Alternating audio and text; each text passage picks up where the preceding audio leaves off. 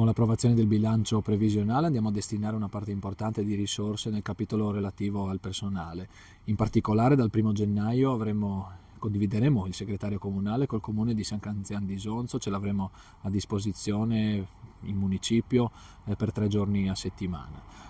Dal gennaio 2025 poi inizieremo a lavorare su diversi concorsi per attrarre nuove figure, in particolare per rimpinguare l'area tecnica che attualmente è in sofferenza e anche diverse figure amministrative.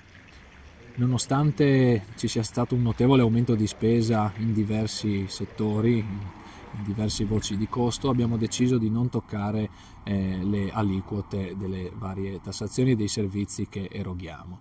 Per quanto riguarda i lavori, invece, i lavori pubblici, andiamo ad approvare un piano triennale importante che mette a cantiere le opere di cui si parla da tanto tempo a Pozzuolo, in particolare l'ex scuola 30 ottobre che vedrà l'avvio del cantiere nell'arco del 2025, dove andremo a realizzare la nuova biblioteca e una sala polifunzionale.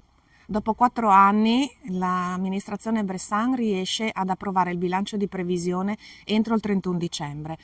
Questa circostanza è importante per l'amministrazione perché consente poi agli uffici di operare e mettere in pratica le azioni e le missioni e i programmi individuati dall'amministrazione nel proprio programma elettorale già dai primi giorni del nuovo anno. Erano 4 anni appunto che non succedeva questa cosa, quindi siamo particolarmente orgogliosi di riuscire a far rientrare nella regolarità amministrativa il comune di Pozzuolo del Friuli.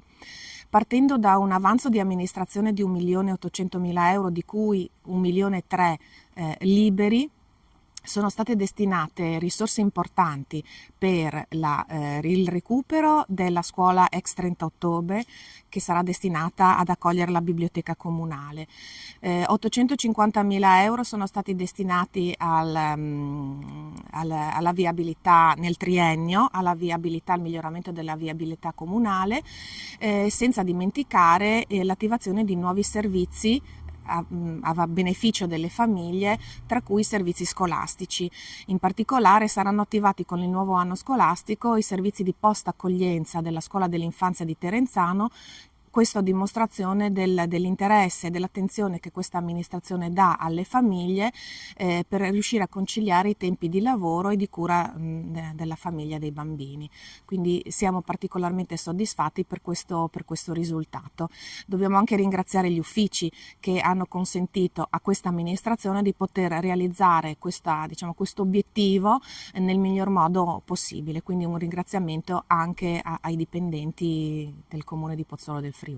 La contadina finalmente riusciamo a dismettere a smaltire quei prefabbricati di via Petri, riconsegnando l'area all'ERSA per gli utilizzi.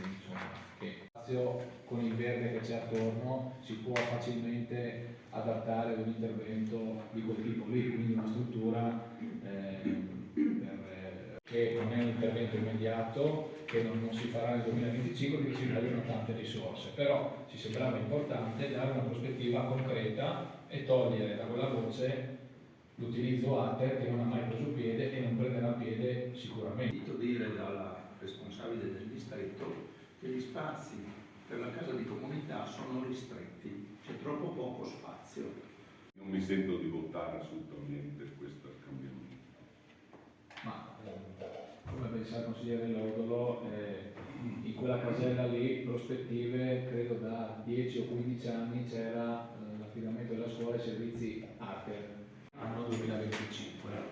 Come avete potuto vedere, anche quest'anno procediamo all'approvazione di questo piano che abbiamo sostanzialmente aggiornato con diverse differenze rispetto agli scorsi anni. Come avete visto, l'unico fabbricato che andiamo a alienare sono i prefabbricati di via Petri, per cui è prevista la dismissione. Documento. Volete spiegare quali servizi convenzionati ASL vorreste fare in questo edificio, in questa scuola elementare di Giuliano? Io io non mi trovo d'accordo sul discorso della scuola elementare di Zugliano, un po' diciamo un assurdo chiedere di costruire o di fare un altro servizio da parte. Votazione.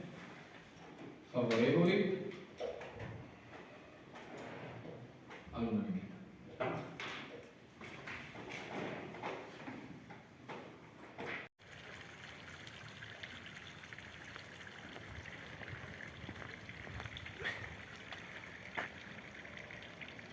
Ok, Greta.